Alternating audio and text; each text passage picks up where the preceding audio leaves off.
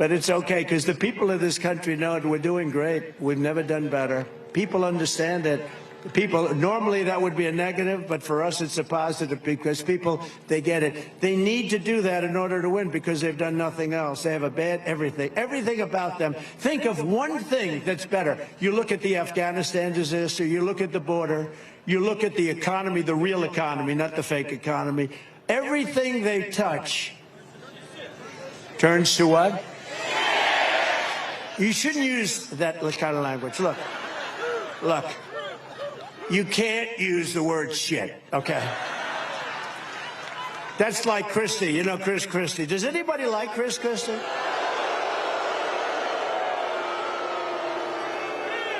Good. So I was in New Hampshire, and he was fighting.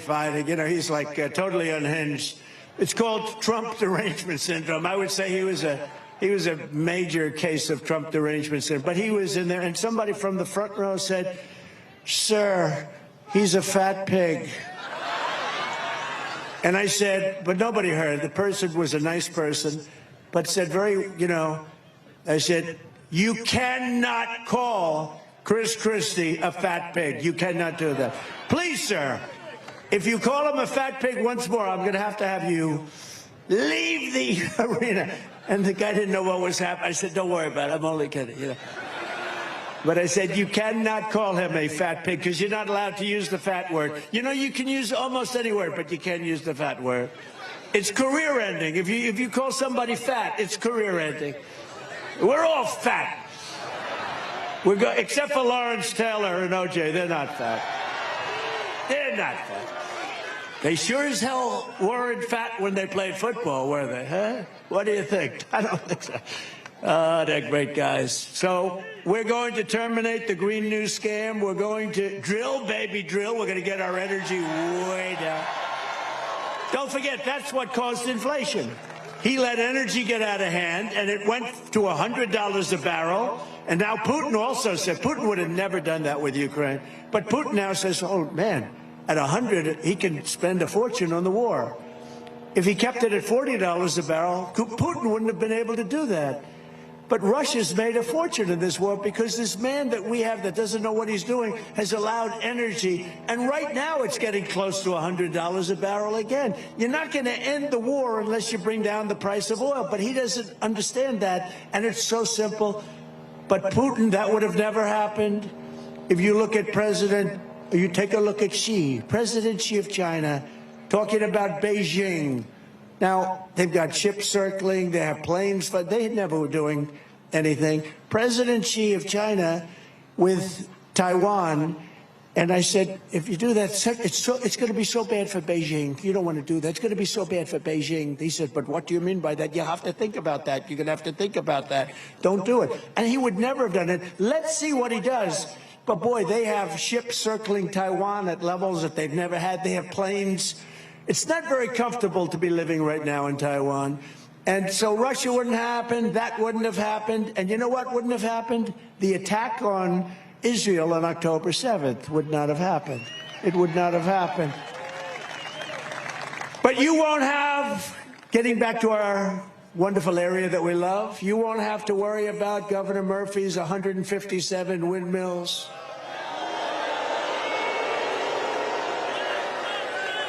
And you know, one of the best fighters on that is Congressman Van Drew. He has fought so hard. I don't know, he's around here someplace. There's nobody that fought that. Right over there, you'll see these things all over the place. They destroy everything. They're horrible, and the most expensive energy there is. They ruin the environment. They kill the birds. They kill the whales.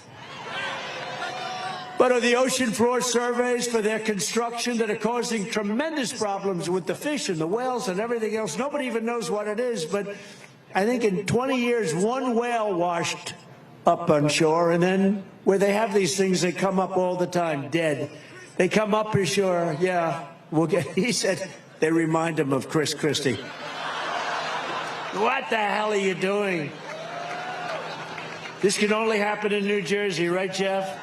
Can only happen in New Jersey. The electricity cost, it's the highest in the country. That's what you've got. We are going to make sure that that ends on day one. I'm going to write it out in an executive order. It's going to end on day one. But unfortunately, the Democrats in New Jersey have embraced Joe Biden's radical pro-China plan to eliminate gas-powered cars and trucks. Can you believe it? And force everyone into ultra-expensive electric vehicles that don't go far. I always say they have a couple of problems. They're too expensive, they're going to be made in China, and they don't go far. Other than that, I think they're wonderful. On day one, I will immediately terminate Joe Biden's insane electric vehicle mandate, and there will be no ban on gas cars and gas trucks in the Garden State. There will be no ban anywhere in the United States of America on gas. You can buy electric if you want. You can buy gas. You can buy whatever you want, and that's the way it should be. It was announced last night that Biden finally listened to me. He listens to me. You know, he does a lot of things. He listens he's about 4 years late. But he says he's going to put a 100% tariff on all Chinese electric vehicles. Isn't that nice? Should have done this 4 years ago, but Biden is not going to put this tariff on their gasoline-powered cars or any of the other products. You have to put it on other cars also, not just the electric cars, because he's trying to make them work. You know, the subsidy that they're paying to the people, the subsidy they pay to people and to these auto companies, and you have hundreds of thousands of electric cars. They're all over the country. I think you can buy them probably cheap if you want them, but they're forcing them on you, and you can't do it. It's supply and demand. People don't want them, and some people do, and the people that do should buy an electric car. I think they're fine. I think they're good.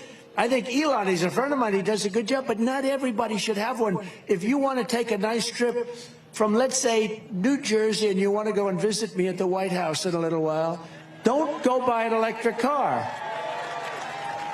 You won't make it. Don't go buy an electric car. If you want to drive down to Palm Beach, Florida, and see me and play a round of golf with me, I'd love to do it, but don't take an electric car, because you'll make about 10 stops. Because you'll be very late. Your tea time will be long explained. But why did he do this years ago? It's only a ploy to get beyond the election, and then everything will come crashing down, because they're original. You know, one thing I've learned about politicians, and I've dealt with them for a long time, when a politician comes out with a policy, and then they run in an election and they go back and say what they have to say to get elected, they always go back to that original policy. And you know what this guy's policies are. They are bad. They are really bad. And the funny thing and the sad thing is he really never changed. He goes through, like, who the hell would keep an open border? Because I think it's killing him in the election. Now, I may be wrong. Maybe this is a great political thing, to have millions of prisoners and mental institution people come in. Maybe it's a good thing. Maybe I don't understand. Maybe we all don't. Is there anything good about that politically? Is there anything good about high mortgage rates and high taxes? Your taxes are going to go up 4 times if this lunatic is elected. It's going to go up 4 times. And by the way, I have to say this. I have great respect for the office of the presidency. I never used to talk about Biden this way until he did something that you can't do. He indicted a very popular president. I mean, I was very popular. I got more votes than any other president in history. You know that. I got more votes than any other sitting president in history.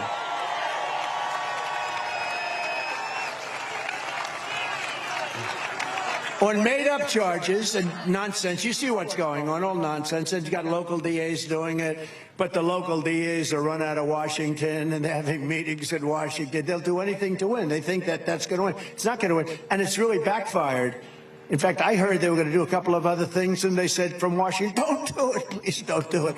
We're indicting him into the White House. He's going to be indicted into the White House. They said, don't do it. But I have to tell you, though, I was and am in awe of the office. I think it's one of the great places, great institutions, so important. But I have great respect for the office of the president, for the presidency of the United States.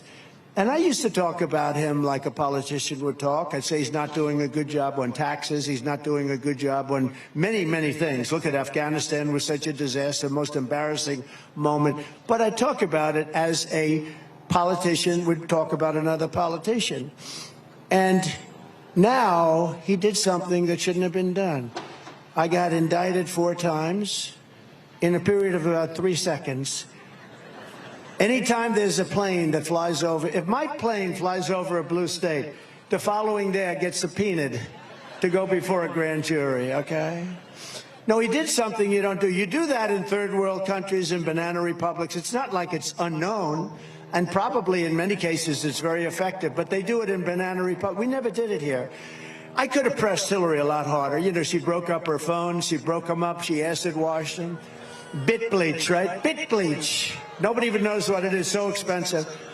But I really thought, you know what, you got to have a country. But I'll tell you what he did was just not something that should ever be done, especially in the way when they make up stuff. You read this crap. Why didn't they do it 9 years ago, as an example? Or 8 years ago? They could have done it many, many years ago.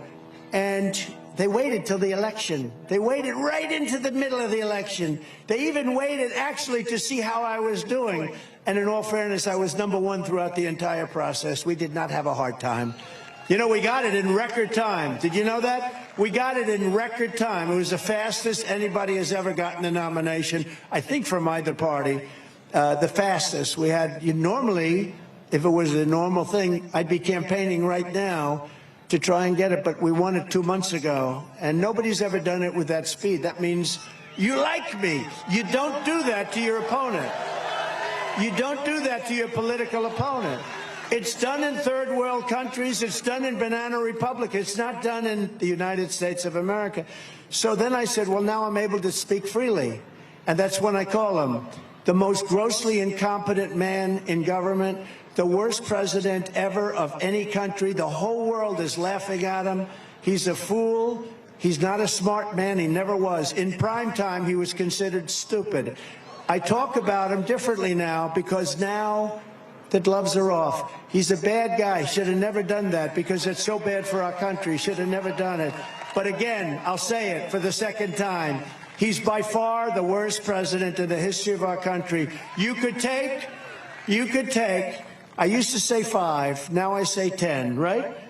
I used to say, I think I'm going to make it 15. You could take the 10 worst presidents in the history of our country, add them up. The worst presidents, take them. Give me the 10 worst names. They haven't done the damage to our country that this total moron has done.